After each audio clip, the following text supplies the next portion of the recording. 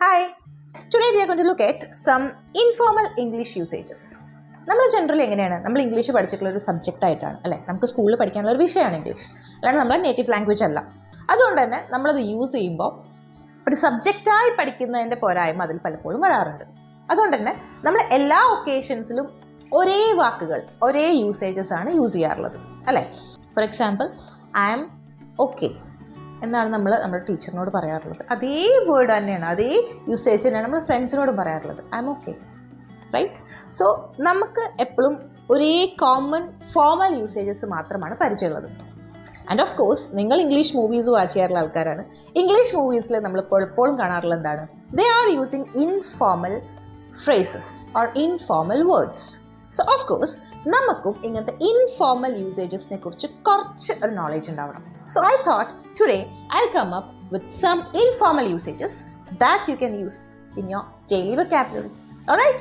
So let's go. So the first one is, ഇപ്പോൾ of course vacation period ആണ്, ചെറുതായിട്ട് അവിടെ ഇവിടെയൊക്കെ മഴ പെയ്യാൻ തുടങ്ങിയിട്ടുണ്ട്. അപ്പോൾ ഓഫ് കോഴ്സ് നമ്മൾ ചെറിയ ട്രിപ്സ് ഒക്കെ പ്ലാൻ ചെയ്യും. ആൻഡ് നമ്മുടെ ഫ്രണ്ട്സോ അല്ലെങ്കിൽ റിലേറ്റീവ്സ് നമ്മളോട് പറയാണ്, ഞാൻ നല്ലൊരു ട്രിപ്പ് പോവാട്ടോ എന്ന് പറയുമ്പോൾ നമ്മൾ ഓഫ് കോഴ്സ് പറയുന്ന കാര്യം എന്താണ്, അടിച്ച് പൊളിക്ക്, enjoy yourself, right? So in the place of this enjoy yourself, you can use something very different, and that is paint the town red. ഇത് രസമുണ്ട് കേൾക്കാല്ലേ, പോയറ്റിക്കലാണ്. Paint the town red means enjoy yourself.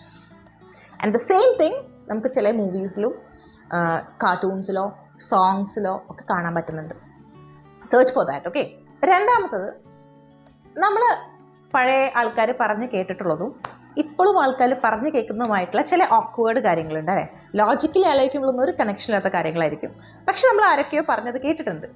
Examples കാണിച്ച് ഞാൻ പറയാം, അപ്പോൾ നിങ്ങൾക്ക് കിട്ടുന്നുണ്ടാവും. Okay, നമ്മളിങ്ങനെ വണ്ടിയിൽ പോവുകയോ നടന്നു പോവുകയോ ചെയ്യുന്ന സമയത്ത് ഒരു കറുത്ത പൂച്ച, കാടൻ പൂച്ച റോഡ് ക്രോസ് ചെയ്താൽ വിൽ സേ അമ്മ പോയി, ദിവസം പോയി. ഒറ്റ മൈനനെ കാണുമ്പോൾ നമ്മൾ പറയും പോയി, അടി കിട്ടും, right? And all these places, the word that we generally use is bad luck. It's a bad luck, right? It's a bad omen.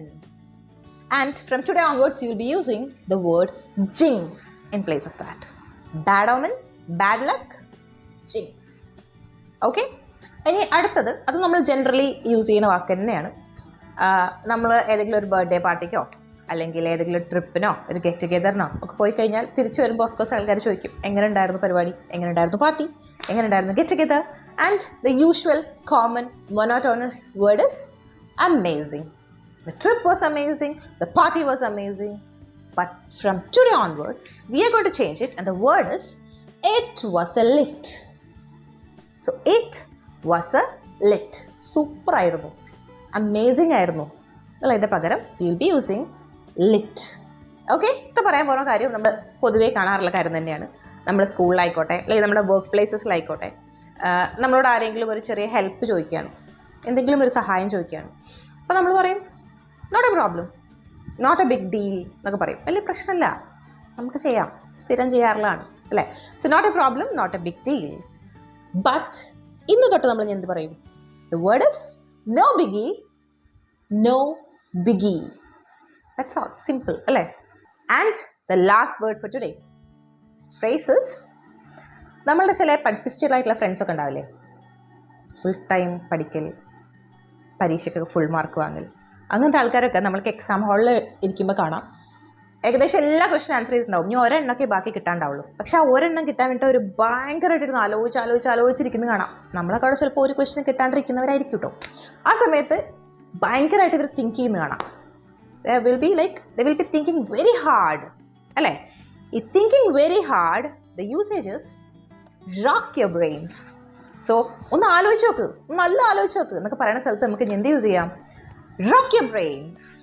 Alright? So keep rocking your brains, keep thinking about all these phrases, and നമ്മൾ എപ്പോഴും പറയാറുള്ള പോലെ തന്നെ maximum use ചെയ്യുക, because language improves when you use it.